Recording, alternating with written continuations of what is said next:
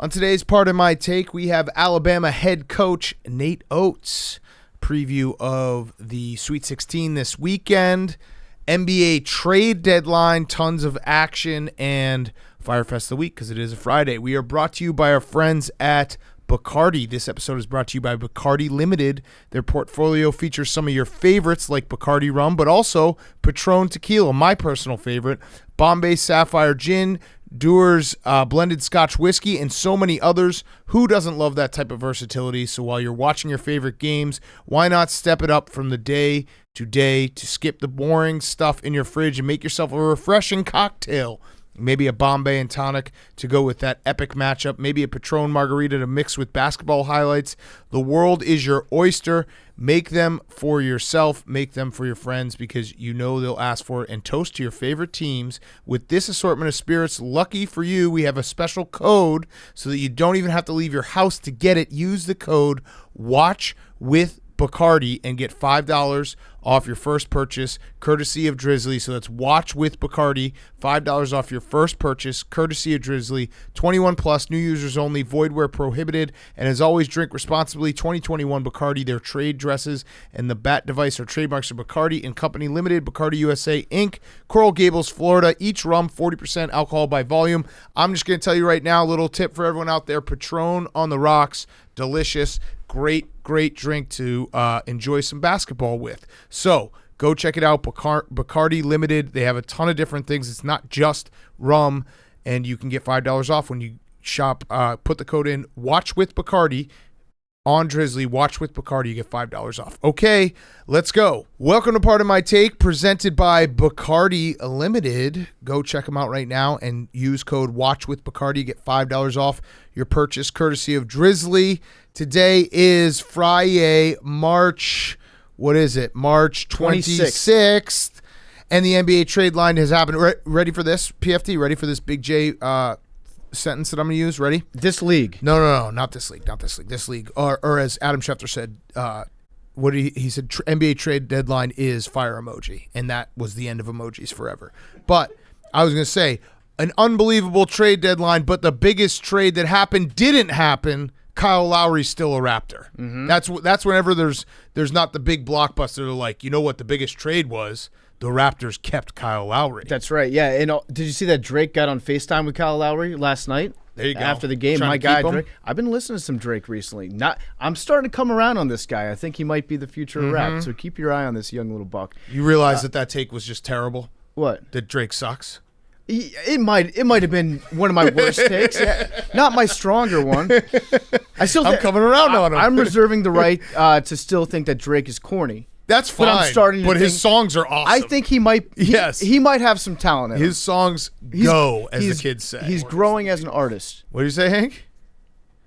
More hits than the Beatles. More hits than the Beatles. Bigger than Jesus. Yeah. But there were some big moves. Obviously, your Bulls got better, right? The Bulls got a lot better. The Bulls basically took the entire Garpax regime and threw it in the trash can today, which was awesome. Vucevic coming to Chicago for Wendell Carter Jr. and 2 protected first-round picks. There's nothing worse than the fans out there that just want to hold on to all the picks forever instead, like assets. If it was a trade for just a random guy, I'd understand it. But like Vooch he's an all-star, 2-time all-star. He's perfect for Zach LaVine. The Bulls are finally saying, hey, instead of let's just be middling all the time and end up with the 7th or 8th pick that means nothing, maybe we put someone around Zach LaVine that can actually bring the best out of him and go for the playoffs. And I'm all in. I'm sick of missing the playoffs and getting the 7th pick and getting a guy that we have to wait on and hope is good.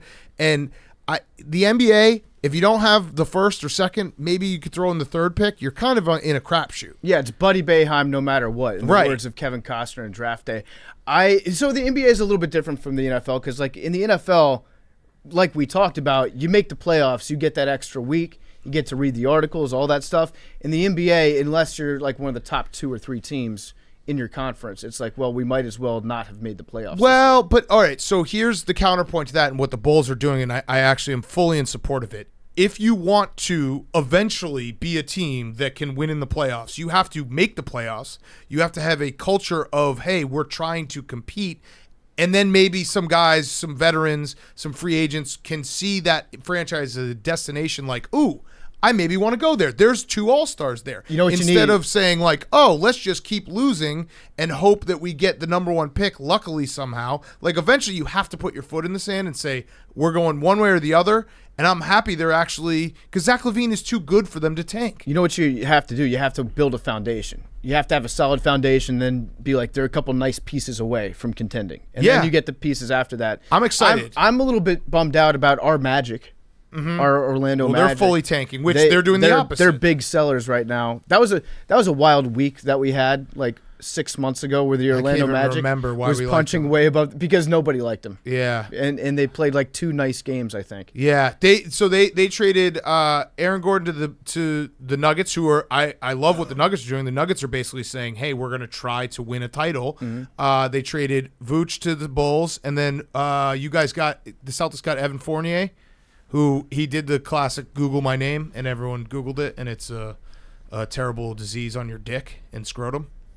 Really? Yeah, his Wait, last Fournier? name. Yeah. Gangrene. Yeah, if you Google it. Is it only on your dick and scrotum? I think so. Look, Google it. Google his last name. It would be a great name for LaMelo Balls. Yeah, it's something else. It's quite something. Fournier. I feel like this is another year though where it's the Celtics did the non-trades. Everyone was expecting trades. Oh, Yeah, it's bad. Nothing happened. It's very bad. He did it. He tweeted it. Yeah, it's very bad. Worse than a blue waffle. You traded Daniel. I'm gonna keep calling him Theus. Is that okay? Theis. Tice. But why? If his name's Tice, then spell it like a real football guy, like Mike Tice. Okay. German for German trade though. Yeah, he's good. Mo Wagner, Ivan Wagner, whatever. See, He was a Bull for like a minute. Spelled with a W. I haven't seen him play since like the college days. that's going to be Theis tough for is you, good. Hank. Yeah. Yeah, Well, that's a his real- brother's that's a bad on trade. Michigan, Yeah. so you can maybe watch him and be like, ooh. Yeah, the Wagner twins. Yeah. Vons Vog. Yeah, I am very, very excited about what the Bulls did. Obviously, they're not like a title contender, but they will hopefully make the playoffs now, and they're going to play fun basketball because I watch every Bulls game. A lot of nights I'm like, why am I doing this? But if you watch them, you know that Zach LaVine, when he plays with the young guys, it's like not getting the most out of them. And now he has some veterans around him, some guys that can play, and it will be very fun to watch. It's also going to be fun to watch the Nuggets because they got JaVale McGee too. JaVale McGee, how many times has he been traded? How many teams has he played on? He has played on, I think like half find the it, teams Jake. in the NBA. But I'm going to say 5. I think it's more than that. Well, you're at 15. I'm taking the over. You're at the 15. over. I'm at 5. Yeah. What yeah. other? Oladipo to Miami is a great trade. Yeah, the Rockets somehow. The James Harden trade now is going to look even worse because they have nothing from that. George Hill to the Sixers. What are you going to say? This All is the Georges actually got JaVale traded. All the McGee's Garys second got time traded. on the Nuggets. Okay, so how many 7. different teams? Seven teams. Yep. Um, 8th stop. All the Garys got traded. JJ Redick to the Gary Mavericks. Yeah. Gary Harris got traded to, Gary Trent Jr. got traded to the Raptors, and it was pointed out online. I saw someone say that Gary Trent Jr., so Gary Trent Sr. also played in the NBA. Gary Trent Sr. named his sons Gary Trent Jr., Garyson, Grayson, and Graydon. Oh, that would suck to be Graydon. Yeah. Graydon was that one was very much just like trying to make that last one happen. Yeah, he basically just did a word scramble with Gary. Yeah, if you're gonna go for that, do the George Foreman. Be like, Yeah. this is George. This is and also George. Or This is do George.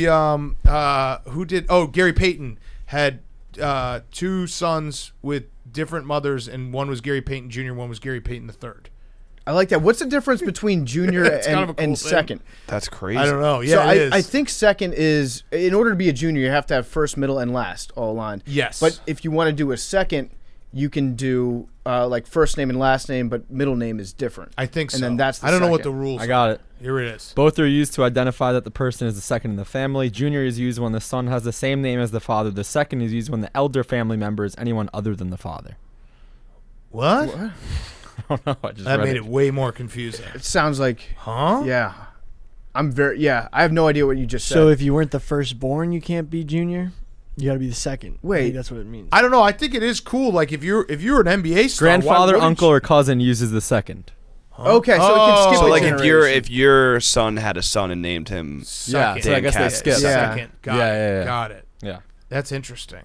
The Heat also are getting LaMarcus Aldridge. Oh, so when you look at like well, the Eastern he's Conference Finals, Can he yeah, jump? but still, Is like he the, able to get off the the ground Heat, anymore? jump the Heat forever. are going for it. The Celtics haven't done shit. So it's like you can see that the Heat are like trying to get better, make another run. I like it. Celtics, what are they doing? I actually, you know what? I'm gonna take back what I said at the beginning. This trade deadline is fire emoji.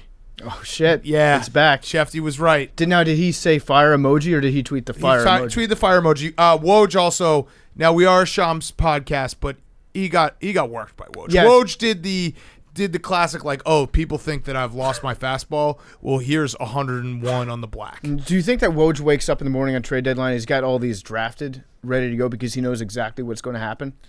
We can't say his name. Like a Ravel Super Bowl day. Exactly. Yeah, Yeah. I don't know. That would be I mean It was a lot of like different trades and different moves, and I do like that there's some teams. I just like whenever there's teams that are really like, hey, let's try to win, and then the full tank Rockets, and Rockets might be the worst team ever, and the Magic. You also, Hank, so what are your thoughts overall? Because you got Luke Cornett, who is Robert Horry 2.0, according to Jim Boylan. That's cool. Like I said, you look at the Eastern Conference Finals last year. The Heat have made improvements. They're going forward. The Celtics aren't really doing shit, and their team is not as good as they were last year going into the trade deadline. Didn't get Aaron Gordon. We kept Marcus Smart, which I was happy about. Some Celtics fans were trying to telling me that we need to get rid of Marcus Smart. I disagree, so I'm happy we kept him. But overall, I'm disappointed. And there's no way we're winning. There's no way we're beating the Nets. We're probably not going to beat the Heat again. That's what sucks about the NBA is where there's really only a few teams that like are gonna make the finals. How long do you think it's going to take for Danny Ainge to leak a report saying how close they were to getting their targeted free agents? Yeah, it's the joke everyone's making. People are saying Danny Ainge is going to be in the hot seat. I don't know. It has been a long time where if I was Brad there Stevens, was I a would time leave. where Danny Ainge was like the guy, Trader Danny, has all these picks. Those picks didn't really amount to shit, and now, what are we doing? He actually was genius in that you just hoard picks and everyone can be like, well, we're gonna do something eventually. Well, that's what the Thunder are doing, but that's where it's like they hoard picks every trade deadline. They're in it. They're like, oh, they can get this guy because they have so many picks, but they never do anything. I also saw that Bol was trending for a while today. I guess that's the new thing, is to be like the Nuggets are adding pieces around Bol. Yeah. I do want to see him get more minutes because there's nothing sweeter than seeing Bol run the floor and do a behind-the-back dribble. He's smooth. He looks like a magician. Shout out Kendrick Perkins, who called the Chicago Bulls acquisition "Boosa bitch," which I kind of like that. Yeah. So I might just go with that and start. He was struggling with it. Boosa bitch.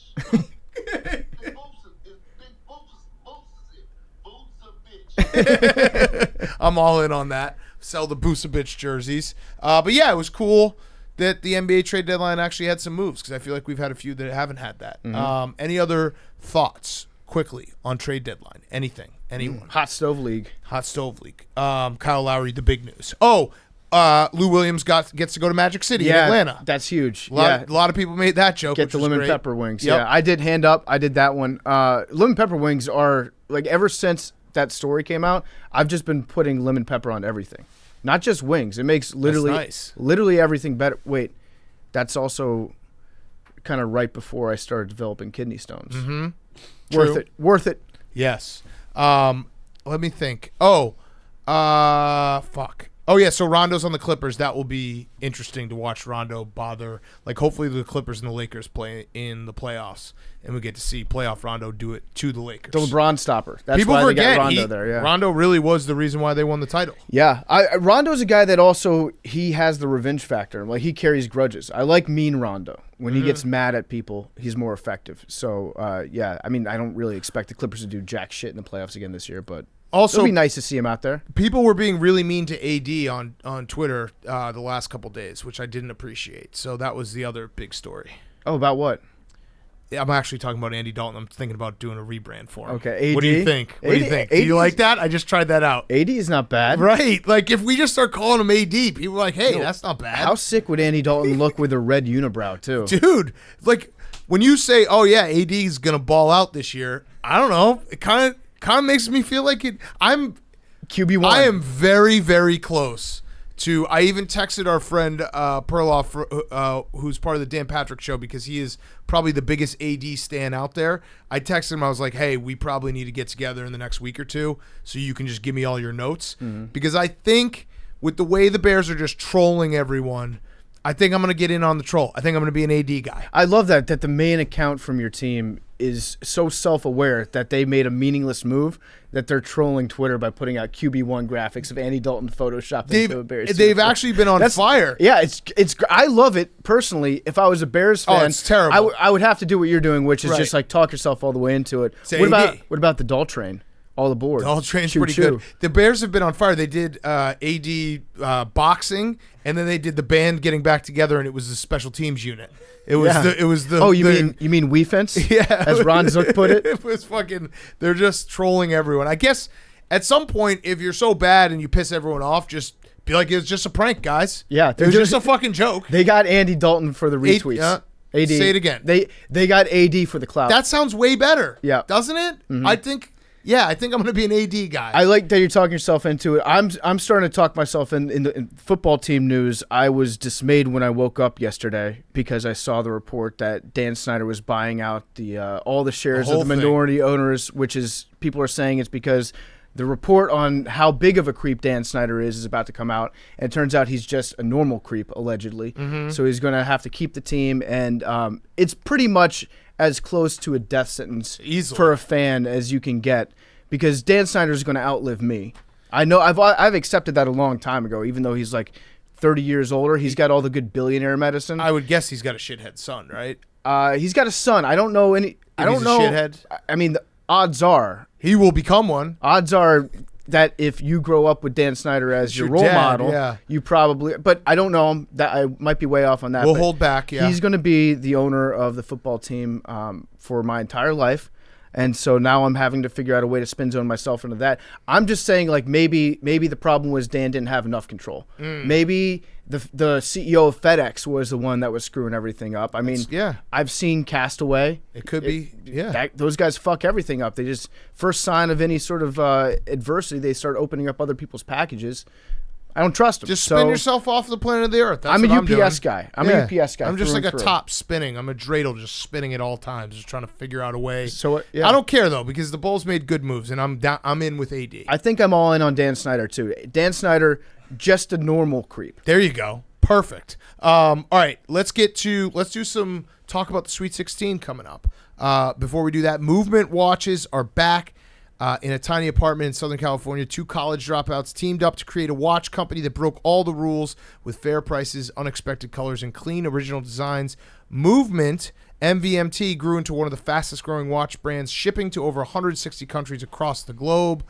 We wear Movement watches. We love Movement watches. They are stylish, they look good, and they don't cost $1 million. You probably are going to walk around with your Movement watch. People will be like, whoa, is that a $400, $500 watch? Nope. It's a Movement. You can get it for $100. It is a great watch. Stylish, goes with anything. Suits, casual wear, whatever you're looking for. Movement Watch has the perfect watch for you, and they have all new collections that they're releasing all the time.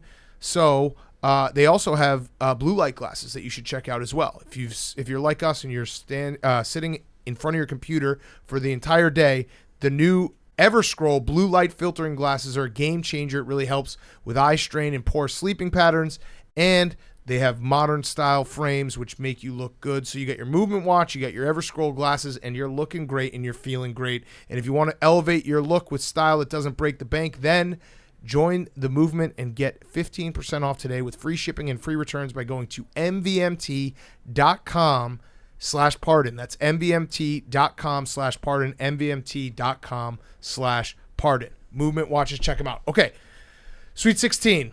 The reseeding was a disaster. Jake, did you reseeded afterwards? Yeah, it was clean. Do you want to give it to us? Give it to us so that we have something to go off I think of. where we went wrong when we tried to reseed, in my head, I was reseeding teams based on how I personally felt they were playing. Mm-hmm. What Jake did was you just did it like the committee because the committee got it right. That's the reseed. And the Bama twice was a great touch. Yeah, it happens. Yeah. You see, Jay Billis did the same thing, too. I know. He was probably listening to our show. I know. Yeah. Fucking Jay Billis doesn't fucking follow anyone on Twitter. You're such a hardo, dude. The 116 matchup is Gonzaga Oral Roberts, 8-9, Creighton Villanova. Okay, keep going. 5-12. Do you want me to go in order or say the matchup? No, just say the list. Okay. Gonzaga, Baylor, Michigan, Alabama, Houston, Arkansas, FSU, Creighton, Villanova, USC, Oregon, Loyola, Syracuse, UCLA, Oregon State, Oral Roberts. Wow. I think Loyola is too high there. Yeah, they should be. Loyola should- fans yeah, were you- not happy with just me change when that. I Yeah. did a factual thing. Well, They're yeah. like, no respect. Like, relax. Relax. Yeah. Relax. They also have a very, like, what's going to happen, what you should have realized, Jake, is that Loyola has a path to the Final Four here that's not that hard. Right. So you should have put them higher because now it's going to happen. They're going to get to the Final Four, No, and no, you're going to look yeah. like an idiot. You Syracuse- don't think they will? I mean, bias Syracuse. That's the only. But yes, if it wasn't Syracuse, yes, they're gonna get back. Okay, so Loyola and Oregon State playing the first game. Sister Jean has refused to release her scouting report publicly. She said Ooh. because Oregon State might be listening, so she's around her little cauldron, wagging her eye of Newt, making all these predictions, looking in the reflection of whatever toad broth that she's got boiling up. I love Loyola in this. The problem is Oregon State, they are a team that has been so hot, and I made the decision to start betting on them back in the Pac-12 conference tournament, and it has paid off wonderfully. So I'm pot committed. Okay. It's You gotta stick you gotta in your keep cake, yeah. taking the points and just, I want Loyola to win, but if there's 7 points in a game that's going to be very low scoring, give it to me. Baylor's going to truck Villanova. Put it on a board. Put it on a quote board. And I love Villanova. Villanova fans, we've been through the ringer many years. But yeah, Baylor, I've seen that Baylor team. They're going to truck you. Somebody asked us who was paying us to not talk about Baylor. And I wish somebody was paying. I'm A doing lot of it bad stuff in that out of program. the love of my heart. That's what You I should heard. actually pay us to not talk about Baylor if you're a Baylor fan. Yes. Jailer. Oral Roberts, Arkansas. Arkansas is going to kill him. Must bust. Must bust all the way. Must bust. Big We just time. want it on the record. We talk about it with Nate Oats, but we are must bust guys. That Kevin Bacon story didn't change your opinion What at was all? the Kevin Bacon story? Oral Billy, Roberts, Footloose? Yeah, well, the head coach was in a barber shop, and he heard Kevin Bacon was getting a facial in the back. So Whoa. then, Okay, that's serious. like facial. Well, what do you Anyway, mean? Explain a Then facial. then Kevin Bacon came out the back, and the head coach was like, "Hey, you like your facial?" And Kevin Bacon was like, "Yeah, you look like you need a couple," like saying like his face looked like shit. So then the head coach goes, I got it. Thank you. head coach goes, "Well, I'm not wearing any panties, so What? Yeah, I don't really And then they understand. almost got in a fight. yeah." When was He this? should have kicked Kevin Bacon's ass. When was that, this? That was the word for it. I actually I take points off the Oral Roberts coach if Kevin Bacon talks shit to you. Yeah. Wait, we so- had him in the studio. Kevin Bacon is about my size. Like Wait, a mad hold on, lib. hold on. You gotta so swing on that. So 2 dudes almost got in a fight at a facial factory? 20 plus It years was a ago. barber shop. Oh, okay. 20 plus years Wait, ago. wait. This wasn't like yesterday. Yeah, this has nothing to Oh do my with this god. then. Okay. Arkansas on. by a million. Not even with the points? No, fuck Oral Roberts. Arkansas, dude. I'm taking the points just for that I'm Kevin also. Bacon story. I think we've reached the end of Oral Roberts jokes that like I'm ready for them to be gone. Yeah. I'm Two is ready the for- perfect amount. Yeah, it's over. I think Syracuse is going to win on Saturday night, Jake. Buddy Me Boeheim, too. I mean, number one pick. Houston should not Rutgers blew that game. Yeah. Rutgers should have beat them. I'm all over Houston, or I'm all They over were sloppy. Syracuse too, because like the zone. That's right. all you need to know. And is like, if the number one draft zone- pick keeps shooting well, they're gonna win. Yeah. So you had Buddy Boeheim on your podcast. Yes. And you told him that I had him number one on my big board. Yes. He seemed to think that, like, in the back of his head, he's like, "Oh, nice! I'm finally getting the respect I deserve." No, he said it was a joke. in the Okay, clip. good. All He's right, like, I know it's a joke. I didn't but watch it's the funny. whole clip. It was too long. It was like 55 seconds. What did I just You say? gave me the It was retweet. That's too all that long. matters. It The was too- retweet. The that retweet's was all that matters. 35 seconds too long. What's the other Boeheim's name? Jimmy. He plays at Cornell. Yeah, so I heard a rumor on the street that Jimmy was thinking about doing a grad transfer to Syracuse next year. That would be great. to play for his pops. Buddy, the Boeheim twins. Buddy comes back. Yeah. I don't know if they're twins. I don't think. No, No, we've been puddle over trouble, this. yeah. It's better when they're twins. Oh, okay. Guys like twins. They're all twins. Right. All right. Sunday. All right. Let me see if I can do this right because everyone gets really mad. Gonzaga. Jimmy's a senior. so. Gonzaga. Gonzaga. Gonzaga. How do you pronounce it? It's a long A. Zaga. Gonzaga. Mm-hmm. The Gonzagas. That sounds like a pandemic. What was the Gonzaga. Gonzaga. They're Like Gonzaga Zanzibar. fans are very mad. This The Zaga. Yeah. You guys are gonna win. You guys are gonna win it all. Zaganation. You don't think so? I think they're getting upset. Against Creighton? Yep. With No the P chance. word? It's No so chance. chalky that it's. Do you remember the P word? Yeah. You can't That happened win like, a title. I mean, they've won 2 games. It's the opposite of a team of destiny AOC. at that point. Oh, AOC, the return of AOC. That would be, yeah. You are the biggest AOC fan I know. AOC biggest. upsetting Washington again. Mhm. Yep. There it is. Florida State, Michigan. I don't know who's going to win this game. Hank, how many people get mad at you for any AOC tweet that you put out? A lot. It's shocking. People get mad at you guys when I tweet out AOC. They got mad at me because yes. I had the same day. I had AOC to you, and then I also David Duke, parentheses, Providence, because he hit a game-winning Yeah. shot. Oh, I learned that the hard way. In the beginning of the season, Saturday, PFT told me. Yeah, I think Jake was like, David Duke is amazing. Yeah, can't say that. Can't say it at all. I do love the people that snitch tag to me and Big Cat like, Hank made a political reference. Yeah, lock him up. All right, so Florida State, Michigan. I don't know this game. This game's gonna be good, and I don't know who's gonna win. It's a terrible. My heart says Michigan. My heart says Florida State. Unfortunately, I just feel like Florida State's always good for one big win in the tournament and then to lose the next game. Big Ten needs it. And everyone says Leonard Hamilton, like, can you believe it? He's one of the best coaches that hasn't been to a Final Four. And also, how old is he now? 72? He's in his mid-70s, I Jesus, he think. looks like he's 40. Yeah, it's incredible. My friend did a Rothsteinism, ages like fine wine. That's good. That's a great one. Yeah. Did he make that up? I'm going to give you as No. much silence as possible after that, just to make it as awkward as possible. Say it You again. have to feel like it. Here, No. say it again. Say it again. We'll react. He's 72. Say it again. Leonard Hamilton, ages like fine wine.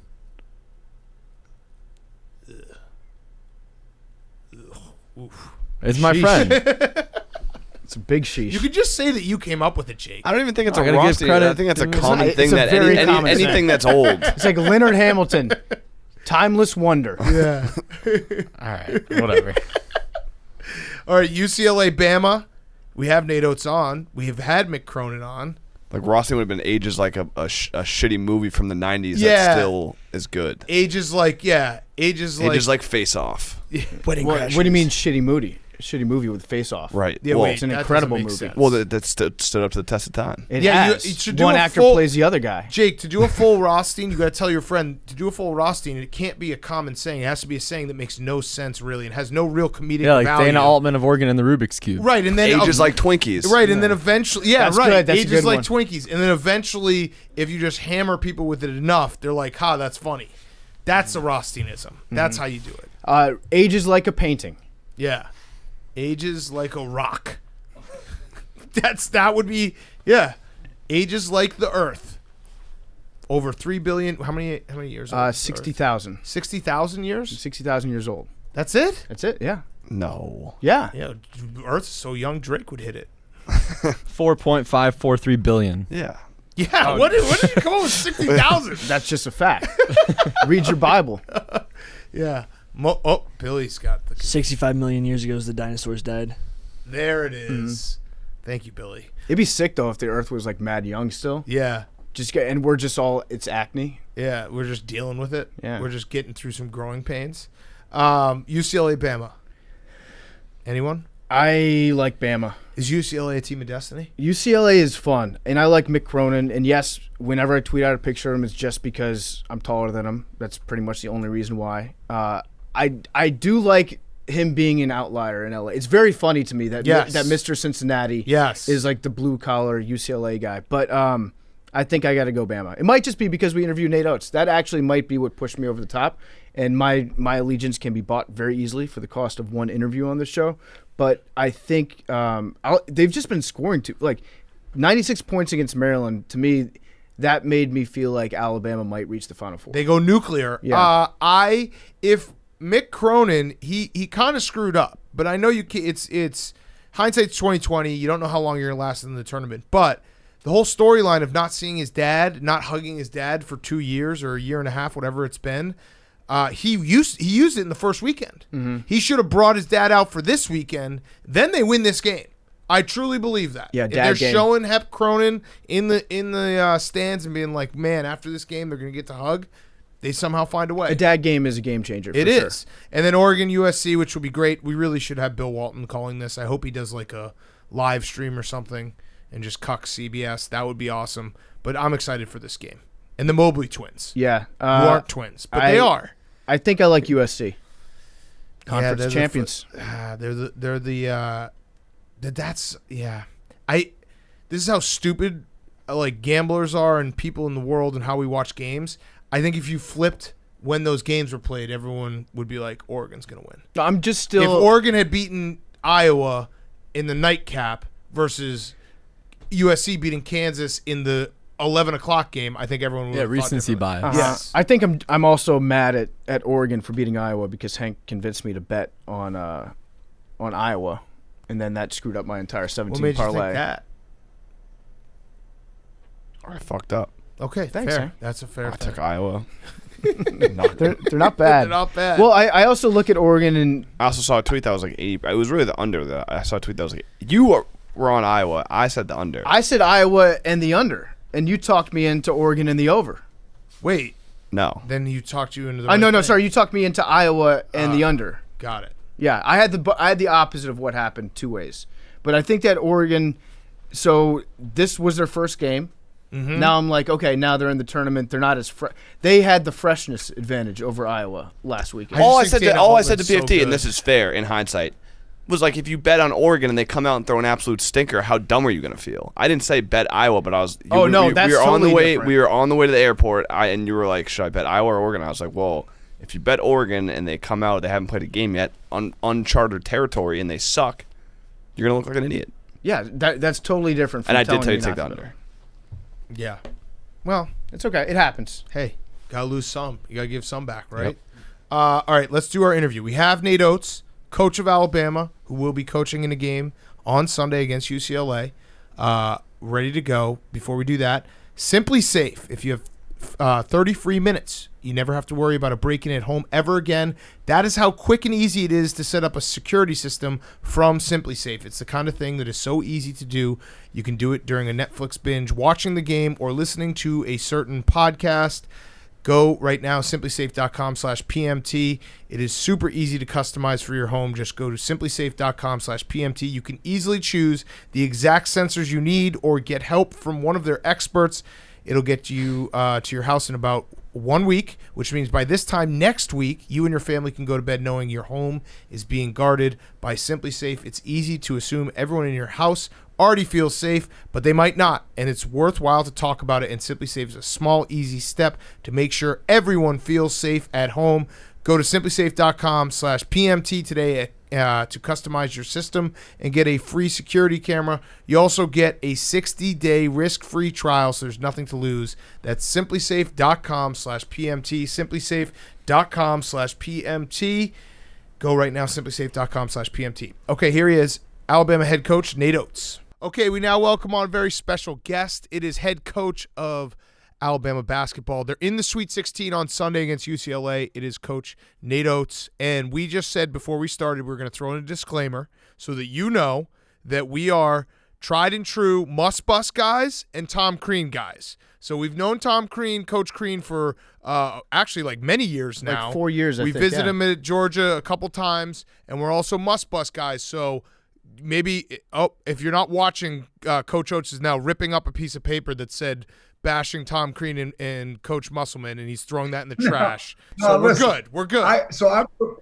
We're good. Listen, I'm from Wisconsin originally, so I used to actually work Coach Crean's camps at Marquette back when I was like a D3 assistant. So I've known Tom forever, and Tom's actually been good to me since I've been in the league. He's a Michigan State guy. I was in Detroit for 11 years, so I know Tom. Me and Tom are good. Musselman, I coached against him when he was at Nevada, and I was at Buffalo. We came into the league together at the same time. He's done a great job. I mean, I respect that guy to him. He beat me when he was at Nevada. They beat us at their place pretty good this year. So we're all good. All right, good. So you actually just brought it up. I was going to ask this later on in the interview, but from Wisconsin, got your graduate degree from the University of Wisconsin where I went, and then coached high school in Detroit area. So how much can I attribute Alabama's run to the Big Ten? 90%, 95%? Like, I'm counting this as a win for the Big Ten. Is that okay?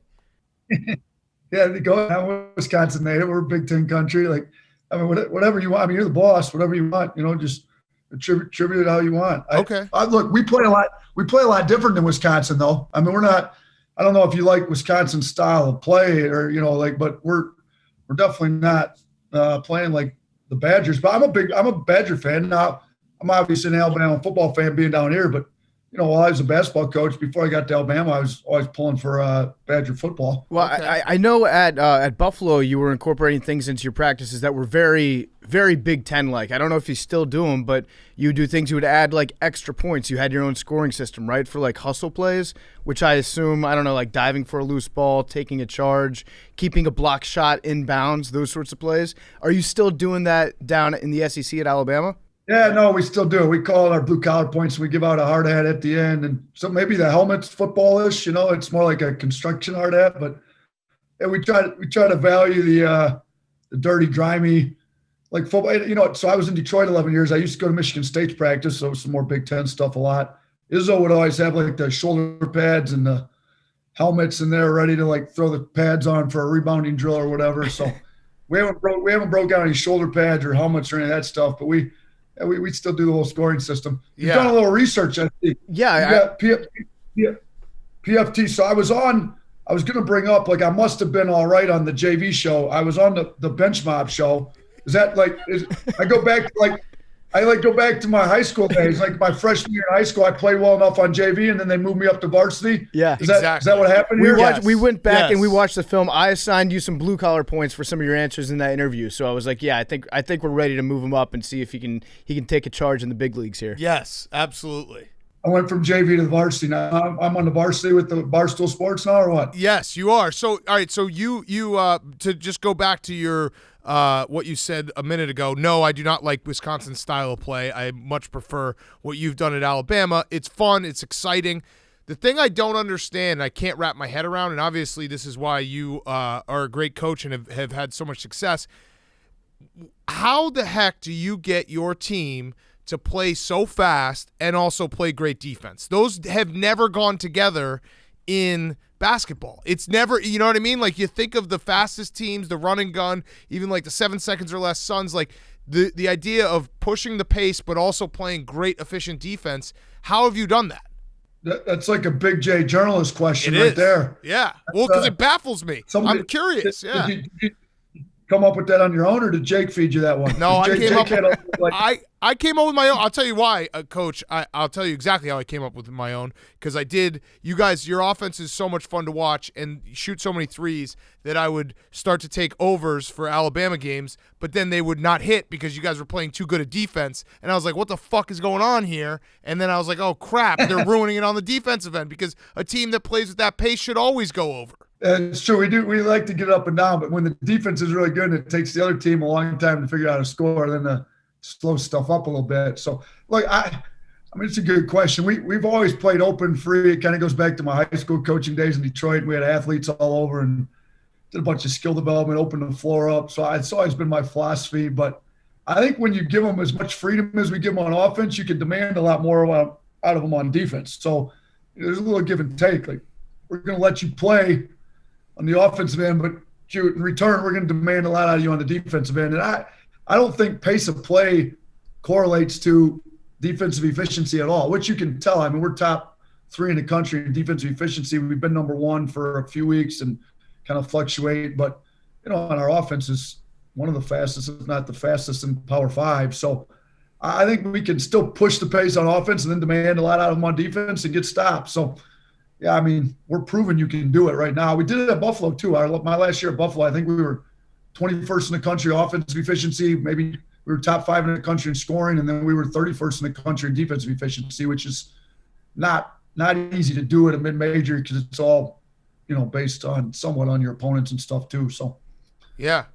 How are things going for you inside the bubble? Because you're a high-energy guy. I expect a lot of the coaches that are still remaining, for the most part, there's some young guys. There's some, like, guys that'll bounce off the wall, don't like being cooped up in a room for too long. Are you having to, like, schedule activities to counter your boredom, make sure you don't sit around, like, gnawing your paws off like a high-energy dog that you leave alone in the house? Or, like, how have you adapted to living in this bubble environment? So that's a good question. We the first day was bad because it literally made us just sit in this room that I'm sitting in, like, the whole day. We got the COVID tests. We got in Sunday night after we won the SEC tournament, and then all day long, they finally let us out at like 9 at night after we got 2 negative COVID tests. Since then, so they've got this victory field, a baseball field. So I go for run. I got to get outside. I don't know about you guys. I can't stay inside all day. I've been out Victory Field a few times. Last night we went to the zoo.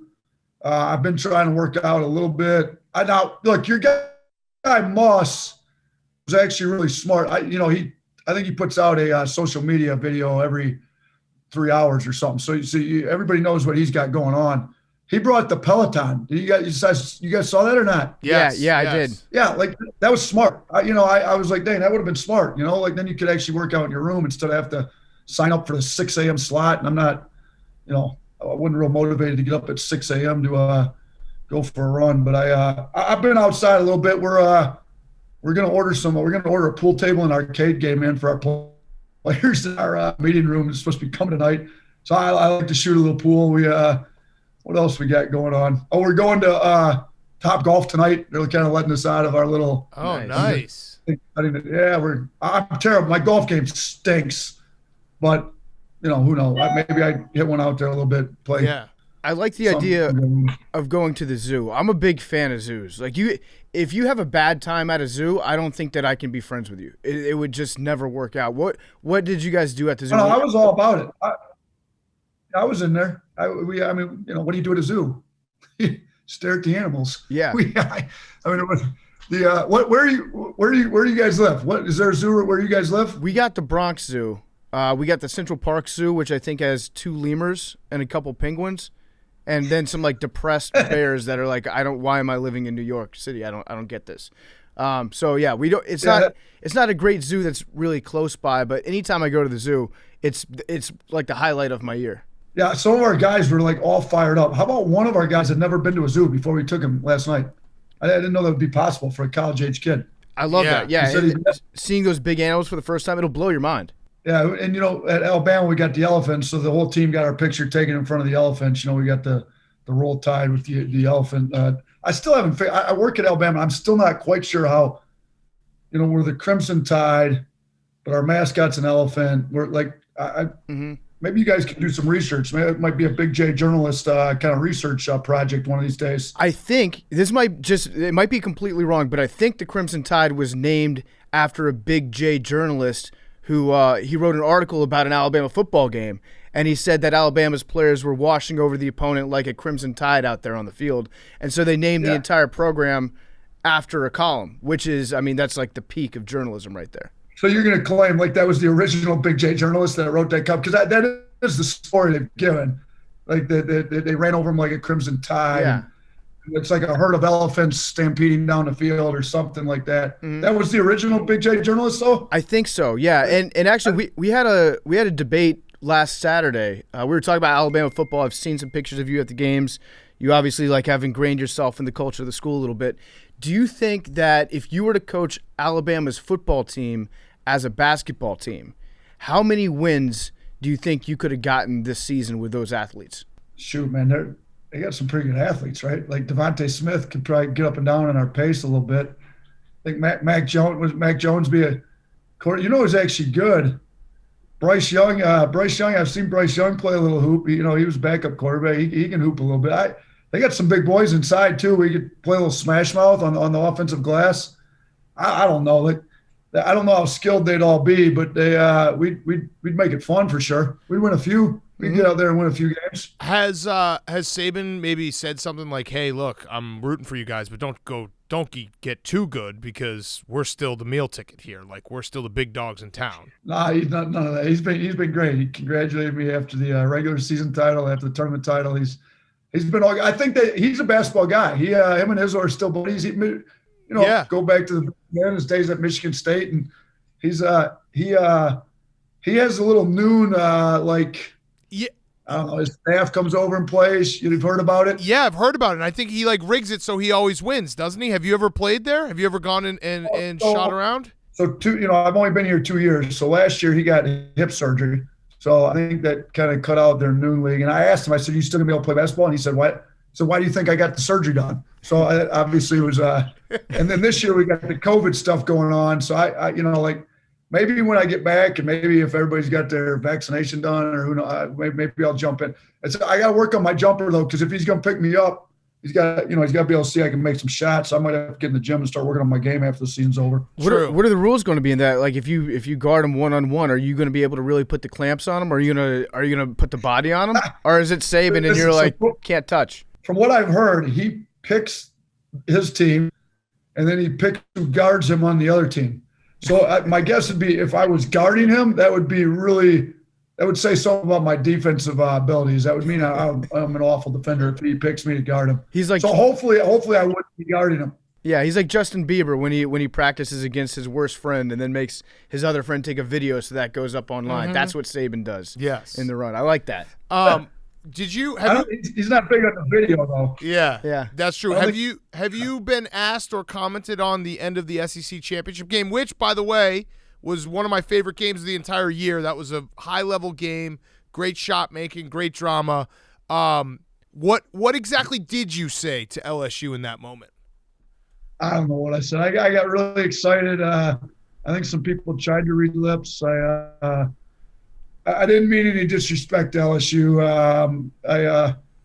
I figured you guys would bring that up. Somebody did a little Big J journalist research, I watched it. Man, I watched it. I was watching it. It was awesome. And I have actually a bone to pick with you because I think that, the style you guys play, the way that you speak your mind is all refreshing, but you apologize too much. The fact that you apologized for Coach K earlier this year, those comments, stop apologizing. Just be yourself. Just say it and just be done with it? Yeah. What does it matter? I mean, there's people disagree. That to me, at the end of the SEC game, that was just a coach who was passionate about his team, who was in a great game, who'd been in a long season, letting out a little bit of emotion. That's sports. That's sports. That's what it should be about. That is what it was. I was fired up. We had a little. Did you see the little brouhaha, little scuffle before the game that happened? Yes. That's why we watch sports. There was a little extra emotion involved in that one, and there was a few other things going on behind the scenes. So we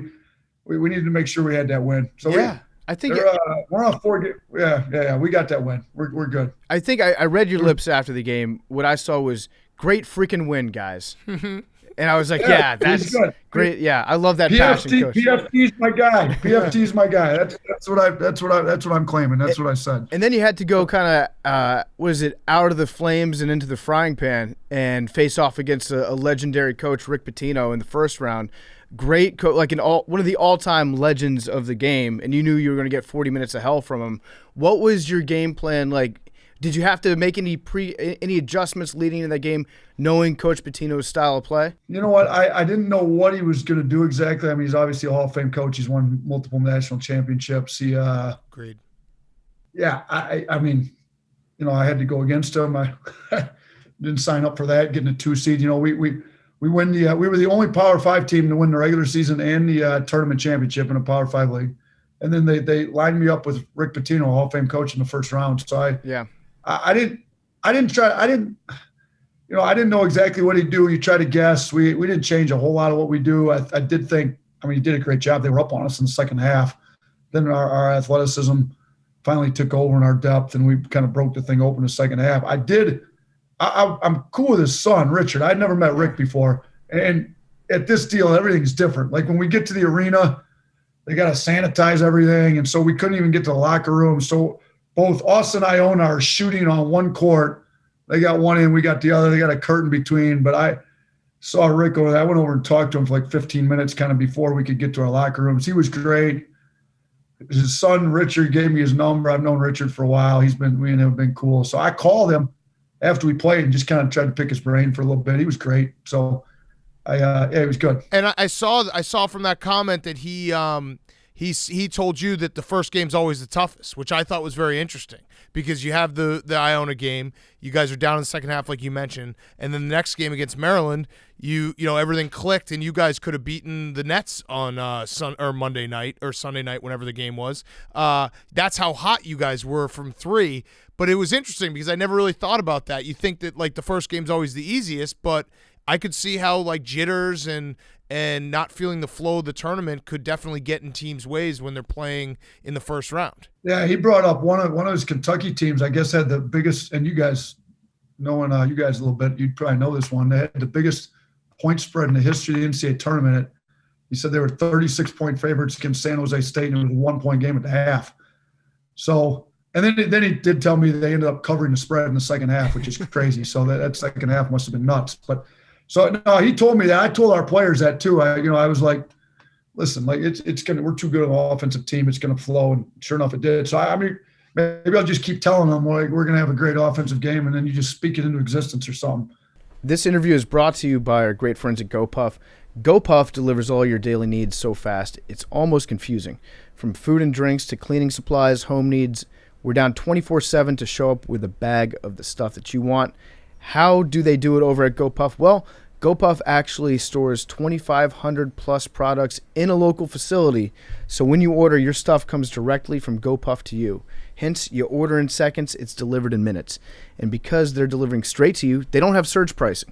Delivery is always $195 no matter what. So during the March tourney, GoPuff is giving everyone a chance to save even more money just by buying what they like on GoPuff. You can check out their Bracket Royale. They created a bracket of their own. They seeded products according to popularity on the GoPuff mobile app.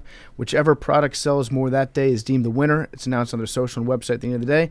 Then the winning product is put on promo the following day and progresses to the next round until the people's champion is crowned.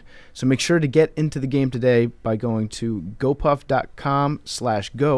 or by downloading the GoPuff mobile app today.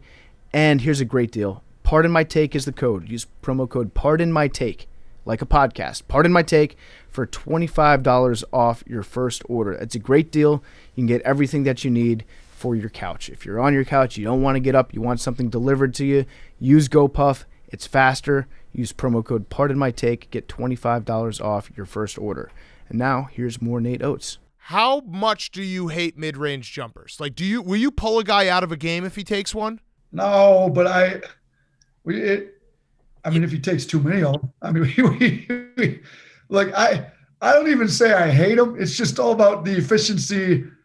Like, I mean, if you're shooting 60% on them, like, go ahead and take them. That's 1.2. Like, we're going to win most of our games doing that. But the problem is most of the guys are shooting like in the 30% and 40%, and that's an awful shot at those percentages. So it's more of a reprogramming them from the time they get in, from their high school, junior college, whatever, where they took way more of them to, and we let them take them. We just devalue them. We only give you 1 point for them in practice. Yeah. Like kind of like the scoring system we talked about. So if you take them and you're just losing because you're taking these, and we got 3-pointers and 4-pointers and you're taking 1-pointers. And so we kind of devalue it that way. And then we take but we don't tell them they can't shoot them. We just devalue them. And then, after a few months of stats, we start to show the guys like, you're shooting 35%. Well, that's 0.7 points per possession. We're not winning any games if that's what we get coming down. So maybe you want to quit shooting them. You think that's your shot and you're making 1 out of 3, but that's a terrible percentage. So it's more of getting them to believe it the same way I get them rather than just saying, maybe it's the new school parenting, back in the old school, you just do it because I'm your dad. Now it's, you got to explain everything. I got 3 kids. You got why? So, right. So, all right. We got to explain it all. You got to convince them to get to your side. I like that. So explain it. So for people who don't know, the practice court was what you're referring to. It has 2-pointers right at the rim, 1-pointers is every single mid-range, and then 3-pointers and 4-pointers. Is that right? Yeah, we put a 4-point line down. It's probably about 3 feet behind the NBA line. It's and we don't really encourage a ton of 4-point shooting but we put it down more for spacing. But we do like guys to have that range because then they can really spread the floor out. But yeah, so we want at the rims. We want in the order. We want free throws, at the rim 2s, and then kick out 3s. So you get free throws by driving the ball, getting fouled. The at the rim 2s, everything from an at the rim 2 all the way out to a 3, we just give 1.4. Mm-hmm. So even like a lane shot, even if it's not technically a mid-range, but we call them non at the rims. So yeah, that's what we're trying to get. That's your math background coming into play, because you were a math teacher, right? So that's where you learned all these fancy statistics, like 3 is worth more than 2. Wow, which is worth more than 1. That gives you a big leg up. Yeah, figure that out, right? Yeah, I could have passed your math class. definitely. Yeah, you definitely could. We would have helped you through it. I mean, depending on how well you shot it. I mean, like we got you through. Yeah. I also saw that you were essentially like a corner store in your high school. You were selling flaming Cheetos, Capri Suns. Who did all your research for you guys? Somebody did a lot of research for you guys. Jeeves on the internet. Actually, Wikipedia. Wikipedia is a big resource for this podcast. But I saw that you like outsold the corner store, the local corner store, so much so that the other teachers were mad because their students were late to come to class because they were all lining up to give you money because you were raising money for the basketball team on that. How many bags of Flaming Hot Cheetos would you go through in a week? Oh, shoot. Listen, I bought a minivan and took all the seats out of it so that I could fill it up at Sam's every Sunday. Every Sunday I go to Sam's, and I swear I had usually 3 boxes of 50. So what's that? 150 a day. So multiply by 5. What's that give you? About 750 bags of Hot Cheetos a week. That's about what we were going through. That's some volume. So there you go. So what did you do when the other teachers were like, hey, this math teacher is making every student tardy, and they're all showing up to class with bright orange dust? All our Scantrons are inoperable because they've got bright orange dust all over them. It wasn't that bad. The warning bell, at the warning bell, you got to shut it down. So you got to hurry up. You got 4 minutes to get in, get your stuff, get out. Or, you sell before school, lunchtime, whatever. We had a whole system. You'd had to have been in there. You guys would have enjoyed it. You'd have definitely been down in my classroom frequently during the days. But yeah, when I got to Romulus, I think I remember there was like $78 in the fundraising account. When I left, they had like over 20 grand, and we had the shooting machines. They call them guns. Yep. Mm-hmm. They had like about $6 grand each. We had like 6 of those. So we raised a little bit of money. That wasn't the only way we raised. We raised money a lot of different ways. But yeah, that was 8 years ago. We won the state championship in Michigan in 2013. So it hasn't been that long that I was still filling up the van with Sam's Club stuff. That's crazy. So when you went to Buffalo, obviously you coached with Bobby Hurley. How crazy are the Hurley brothers? Listen, I love Danny. I just talked to Danny because they obviously played Maryland before we did. He gave me his 2 cents. I got to know Danny probably better than I did Bobby, and then Bobby got the job, and then obviously working for Bobby for 2 years, we got pretty close. And they're different, but they're kind of the same. They both got a definite streak to them where you don't want to get them too pissed off. Right. But I figured out Bobby's a really good player, but he's like ultra intense, on like 95% of the time, probably more than that. Like he's just chilled. Like if you had him on the podcast, he'd be great. Like he's just normal dude, laid back. But shoot, you lose 2 in a row, or you lose a recruit that you were supposed to get. They got a little bit different side to them. But just kind of got to deal. And I say them, like I never worked for Danny, so right. Me and Danny are cool. We still talk, but I worked for Bobby. I loved working for him. He was great, almost to the point, though, it was almost entertaining at times, but he knew it. You kind of like, Bob, you're nuts. And he'd just kind of laugh, and he'd kind of know it. But yeah, shoot, I remember a few practices the players found out he was a little nuts too. But their dad's a Hall of Fame coach. Yeah. Yeah, and I love Danny. I love watching, like, one of my favorite things to do is watch Danny on the sidelines just waiting for the technical that's going to happen pretty much every game. Because he just wears, and again, it goes back to what we were saying about the end of the SEC championship game. As fans, we consider ourselves pretty, like, regular, average Joe fans. That's the kind of stuff we want to see. We want to see passion. We want to see coaches getting mad. That's the fun stuff. Coaches that are just kind of sitting there and not engaged with their team, that doesn't do anything for me. Oh no, both of those are super engaged. So Bobby's first year at Buffalo, I think he got 8 tees. So I don't know if that led the country. It had to be pretty close. Like 8, it's like a tee every 4 games. So yep. I never had to coach a game. He never got thrown out. He never got 2 in a game. Now then he went to Arizona State and he got tossed against the Arizona. I think was that the first Arizona game that they played. Yes. Or maybe yes. First home. He was kind of inciting the crowd, getting them fired up as he's heading out the tunnel. So that never happened at Buffalo. We kept him in every game. He just, he'd get the first tee and then we'd make sure he stuck around for the rest of the game. I never had to coach a game until I actually got the head job. But no, they're both super passionate, love what they do.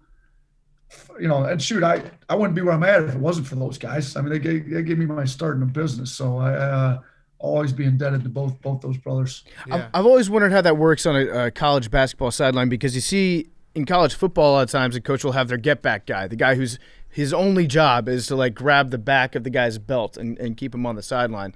In college basketball, you see a coach sometimes running out towards the scorer's table, running out towards the officials, but it's more of like all the assistants corral him and they surround him and start pushing him back. What would you say to him to get him to like, call off the dogs for a second? We need you back on the bench. How would you talk him down?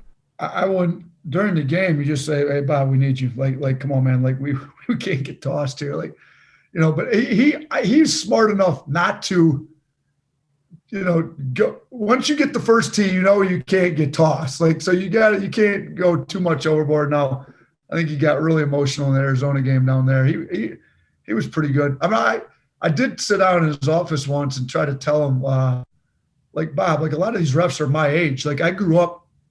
I mean, I don't know if idolize is the right word. I mean, I'm working for the guy now, so I don't know if that I use that word, but like I grew up watching you play and like really, looked up to you. Like maybe if you chopped it up with these refs before the game, like they probably think the same way about you as me. Like maybe we'll get a couple calls, like maybe, Bobby Hurley's pretty cool.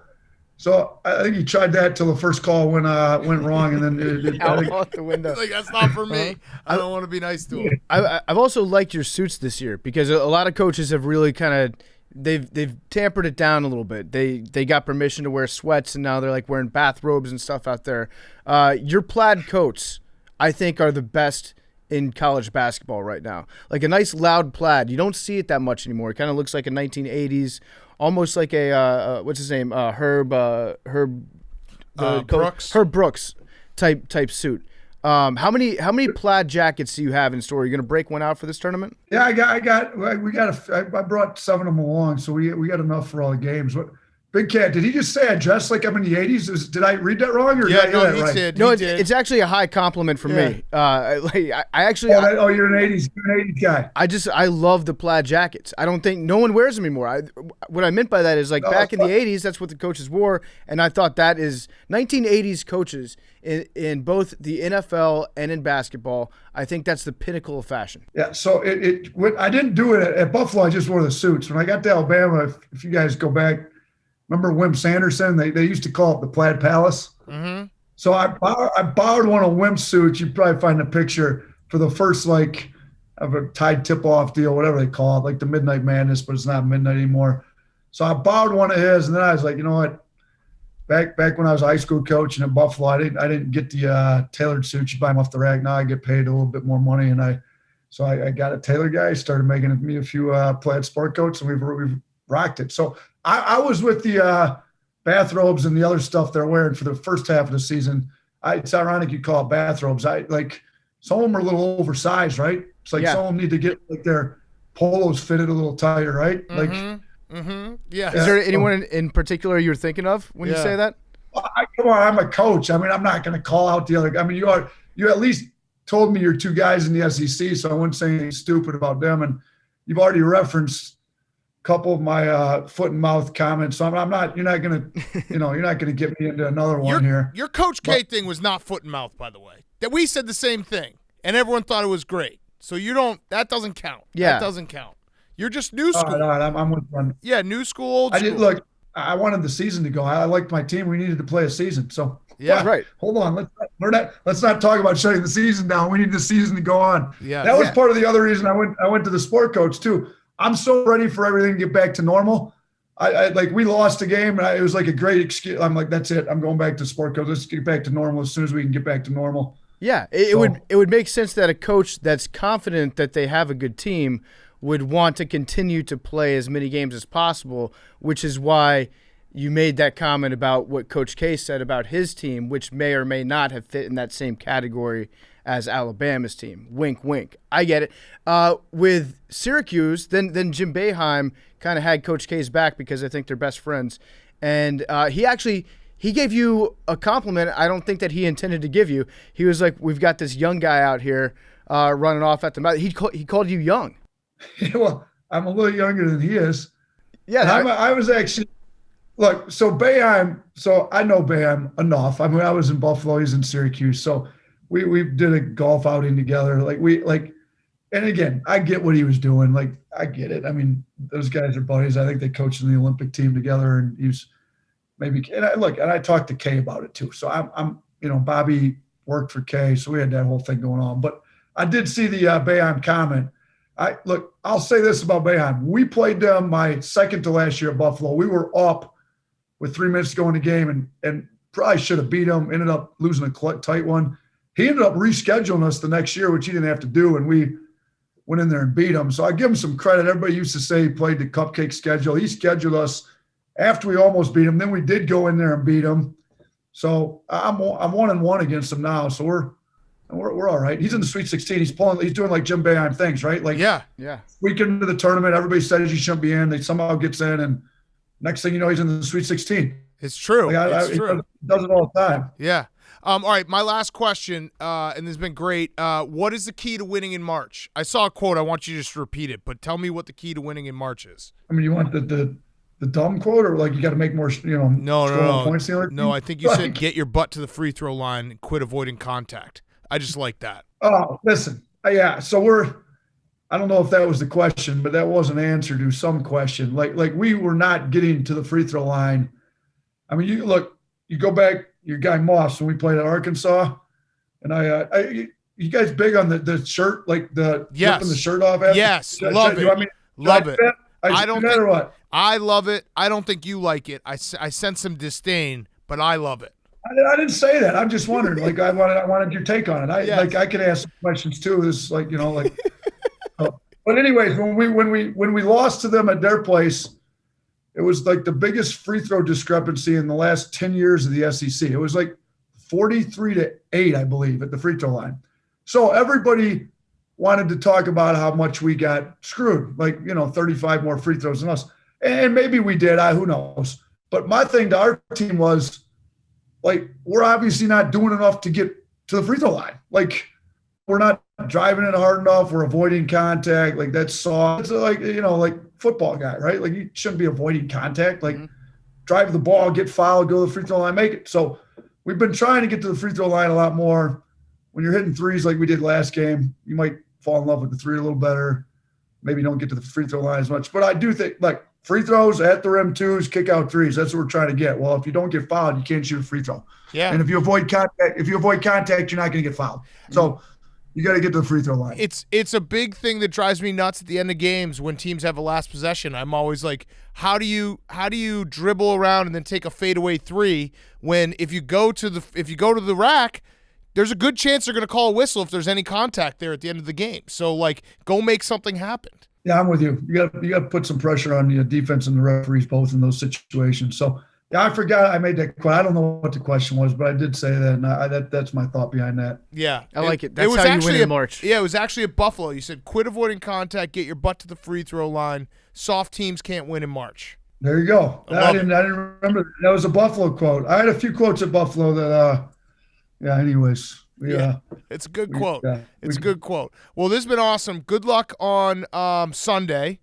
Again, we're not I'm rooting for. Well, no, you know what? You're behind Arkansas now because you count as a Big Ten team. You already said that counts. So there's enough Big Ten. Yeah, we're going to be a bit. Yeah, I mean the Big Ten.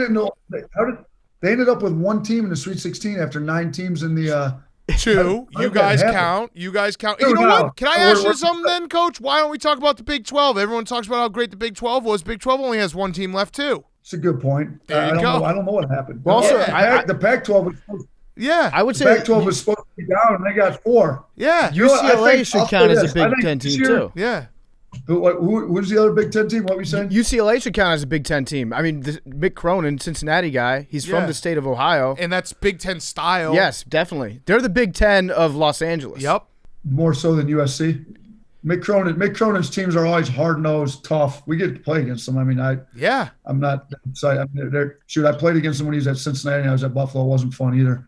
But I think this year was harder because there wasn't as many non-conference games with all the COVID stuff. So everybody didn't get to see how good everybody, and the Pac-12 started, I think, later than most leagues. So maybe they were better than everybody thought all year. They got 4 teams in the Sweet 16. Yeah. So. No, it's true. Well, thanks so much, Coach. Good luck on Sunday. Either way, like we just said, UCLA versus Alabama, no matter what, the Big Ten's going to win. So it'll be a great game. So I like it how you guys just adopt teams. It's easy adoption. Yes. Whole minute they got some kind of connection. Yes. Big Ten team this weekend. Yes. So, All right. Thanks Take so it, much. fellas. Thanks, Coach. All right. That interview is brought to you by our new friends over at Lightboxer. Lightboxer hacks your brain so that you can exercise harder and longer. It's an immersive workout. They delivered one to the office. It is sick. It fuses high-intensity boxing with music and gaming. The result is a more effective workout that you look forward to again and again. It's awesome. What it is, it's like a stand that you set up, and it's got these targets that you punch. It tells you which ones to punch, like a boxing workout, almost like a Dance Dance Revolution for your fists. It's got intelligent tech. It syncs lights, music, and tempo to challenge, quantify, and motivate you. You have 6 targets, 200-plus LED lights, and 4 sensors that detect and track your every move. You get real-time stats. You can track your progress with your performance dashboard. Spar elite boxing trainers with a range of session length, intensity, and music genres. Lightboxer acts as a virtual extension of the trainer with choreographed punch tracks synced to the trainer's callouts and the songs you love. Content never gets old. You got new classes dropping daily. If you want to change it up, you can challenge yourself or friends to a quick play song of your choice with Lightboxer's always growing library of the latest charting music. Release the champ as you climb leaderboards and score new PRs. So if you've ever put on a pair of gloves or not, Lightboxer is the best workout you can get at home. Go to lightboxer.com/take. Lightboxer.com/take. That's LITEBOXER.com/take and get $100 off of your purchase. All right, let's wrap it up. Firefest of the week. Hank, your Firefest, please. This one's pretty serious. It's been a tough day, I guess, trying to deal with it, my emotions, everything that's going on. But Chrissy Teigen deleted her Twitter. Yeah. RIP to a real one. Fuck. It's too bad. Damn. Celebs. Basically, the reason I joined Twitter. Yeah, same. It's given me life so many times. Tweet after tweet. I printed some out. I've got some hung up in my apartment. Mm-hmm. You're T-Ganiac. And I just don't know what I'm going to do without her. Yeah, no, that's hard. What was the breaking point for? I don't know. I think she had a bunch of old tweets that seemed like she was a pedophile. Yeah, people thought that deleted she like was 500,000. eating babies. Yeah, that seemed like like well, as soon as the internet decides that you're like part of a Hollywood baby eating cult, it's probably a good time to be like, all right, you know what? I got enough money. I don't have to be on Twitter. Yeah, she used to whatever live you're doing tweet. at that point. Well, I think it was she used to live tweet toddlers and tiaras. And then those out of context didn't look great. There's been a record number of people accused of eating babies this year. Yeah. It's a big year. It also makes besides the Jonathan Swift modest proposal year, this has got to be like we've set world records for accusing people of just snacking on infants. I also just all the people who spend their entire time online trying to uncover big like pedophile rings and baby eating cults. I feel like they're eating babies. It's a strange accusation to make. Yeah, like if you're like, hey, you're a baby eater, it's like, you're a baby eater, dude. I've never thought about eating a baby. Jumping straight into baby eating. Yes. It's like, let's start with just smelling babies. Right. You're a baby smeller. Methinks the lady doth protest too much when you accuse others of eating babies online. I also have a It would be guess. hilarious if she like that really. Yeah. It would be hilarious if Chrissy Teigen had any sense of the moment. She would have been like, I'm leaving Twitter for good to focus on my life's work, eating babies. She makes a cake, and it's just, those extremely realistic cakes. Just a baby slices into Like it. this has just been it's been sidetracking what I'm really passionate about, and that is harvesting young children's blood. Sticking a straw into a baby like a Capri Sun. Oh Jesus! I also have a gas leak in my apartment, so. Oh. From Yikes. your ass? That's good. That's tough, Hank. Like, That seriously, sucks. I don't know. I called it in this morning. I waited all morning. It didn't show up. You at my called it apartment. in? Well, I called my building. Karen Was move. like, It's a big Can time. you guys check out if my apartment's going to blow up? They didn't show up before I left. I think they're hopefully going to have gone, by the time I get home. We'll see. So maybe I'll blow up tonight. Who knows? If I do, I that'd be just want fucking this on record. hilarious. God Hank forbid. blew up tonight God after forbid. saying that. Yeah. Well, that'd be Hank, fine. make sure to put the podcast out before you get home. Mm-hmm. Please. Is it up yet? No. Okay. Okay. Is that it? Yep. My Firefest. I would imagine. Hold on, one last thing on Hank blowing up. Imagine like it's like Hank blows up and there's just a big rubble, and then they find him because Normie's dick is sticking out of the rubble, and then they get them both, and they both survive. That'd be sweet. That'd be awesome. Yeah. Yeah, I would. My Firefest of the week is I learned more about my elevator fiasco, and it's a lot worse than I initially thought. So they're going to be replacing. I think I said they were going to be replacing it for the next like couple days. Yeah, it takes a while. Apparently, it could take months to replace my elevator, which is complete bullshit. Now I'm like anti-elevator entirely. I'd like to see more apartment complexes that have. What about escalators? Why don't we have escalators instead of staircases in apartment buildings? That to me seems like a much more functional alternative. That takes up a lot of space. Same amount as the stairs. I've got stairs. No. Escalators and stairs? No. They're about the same size. Think about a shaft, like a up and down. No, I'm talking about stairs. escalators. Yeah, I know what you're saying. Yeah. But do you know, like, visualize an escalator. Okay. And now visualize this, like, it's a staircase that winds around and goes up. That takes up far less space than an escalator that has to go straight up. No, like in movie theaters, you go up and then you get on the next one and it goes up and then you're. That takes up way more space than a single shaft, like, stairs. No, I'm Are saying. we having the same conversation? No, I'm a single shaft of stairs. I don't know if your stairs. Do you live in like at the top of a castle where? No, but most a lady with long staircases in- hair is and it's spiral. What are you talking about? Most staircases have, like, you go up like 6 steps and Yep. you turn the corner, you go up 6 steps. That's what I want, except I want the stairs to move. Yeah, I think that would take up way too much space. I don't know, but the bottom line is my escalating situation is going to be awful for the next couple months. Am I allowed to just like tell my landlord that I'm not moving out? Just don't pay your rent. Like I'm not paying rent and I'm not moving. I don't want to move out on stairs. Yeah, just don't pay your rent. All right, we're going on a rent strike, fellas. There we go. Until Hank's gas leak gets fixed. Or he blows up. Or he blows up, and until Technically, that would fix it. yeah, well, you know, my family has a bad history with elevators. That's true. My great grandfather, Yes. R.I.P., had an elevator land on his head, died. Yeah, that's scary. Like it runs in my family. Yes, absolutely. All right, my Firefest is it just sweatshirt weather's over and it's fucking snuck up on me. Was not ready for that. You can still do sweatshirts and shorts. No, it's gonna be 90 Till- tomorrow. till and it's- it's gonna be 90. No, 80. What? Sorry, it's gonna be 80 tomorrow. 80 tomorrow. In New and I York? have to wear a t-shirt, and I am not in t-shirt shape. That's crazy. Yeah, see, it came too fast. Yeah. I thought I would have all of April to maybe lose a few pounds. Turns out I don't. Also, the Suez Canal shit is funny. It's very funny. That's the ultimate Firefest. Imagine being the captain of that ship right now. Like, you've got to be like, this is an all-time fuck. I still don't know how they just don't push it. So It's in water. I have a couple ideas on how to fix it. One would be you just like cowboys, you wrangle up a bunch of whales that are in the ocean, and then you steer all the whales into the canal and just make all the whales run into the ship and get like 20 whales hitting the ship at once to dislodge it. I feel like that's a foolproof plan. Eventually, they're just going to have to blow it up. Eventually, someone's just going to launch a missile at You it. have to take it apart piece by piece. Yeah, I mean, you think it's shutting down like 10% of the world's seafaring trade right now. Yeah. They're going to drop a bomb on it if it's not fixed within a week. That's my prediction. I can't believe it's not out already. It's crazy. Billy, I'm It's sure. actually like terrible. Yeah. Especially for vaccine distribution to Southeast Asia. Oh. Damn. Billy, Yeah. you were getting pretty woke on it earlier. I like if you wanted to fuck up oil prices and all sorts of stuff, you'd pull a little prank like that. A prank? Yeah. Just a prank? Little thing. Yeah. I mean, it's. I thought it was just gonna be fixed. I thought it was one of those funny things like, haha, boat got stuck. Everyone tweets the same Austin Powers gif, and then 24 hours later, like, boat's free. I just think Good to go. I just think it's interesting that this hasn't happened like multiple times every single day. Right. Like a boat going sideways. Feels like our one flaw in designing this very important canal is that if a boat steers to the left, then vaccines don't reach India for 3 months. Yeah, just make it bigger. Can't we just make that shit bigger? Make it bigger, make it deeper.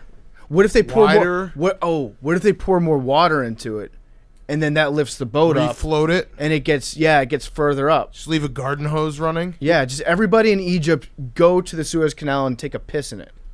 Sit and wait and hope it can be towed. I'm reading an article about it now. It's called the type of cargo ship it is, the Suez Max. So it's the largest boat. Empire to State clear. Building is how big it is. Yeah. It's crazy. That's a huge pretty big boat. canal. Huge boat. Billy? I've had a pretty good week. I have a little bit of a allergy cough, but besides that, Oh, doing is great. it allergies? Yeah, Nothing else? I got antibodies. That's true. Sounds like you're really prepared for your what up? Firefest this week. Antibodies.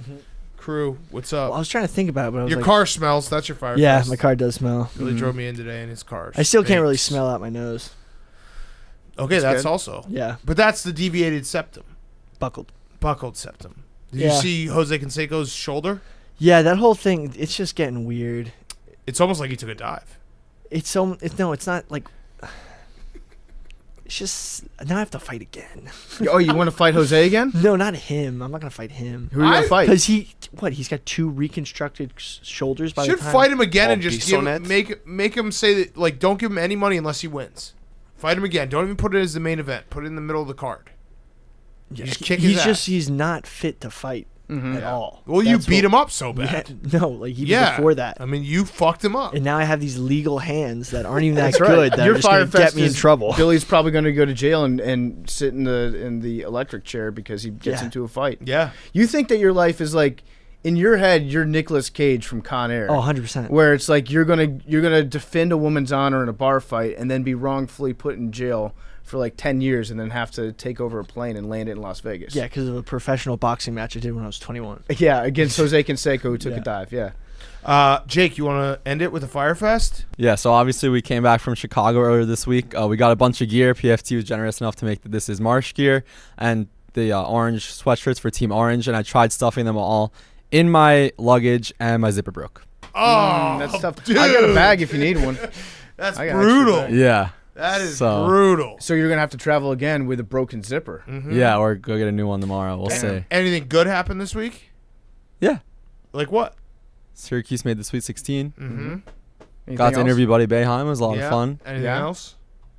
How are you feeling just about just your health? Traveling Is your health cool? with COVID pandemic. Stop. Okay, all right, here we go. Numbers. 30. 8. 18. 8's due. 32. 8 is due. Certain fish eggs can travel through ducks' digestive systems, and that is how 84. fish get to different ponds that are isolated, like in a golf 84. course. Love you guys.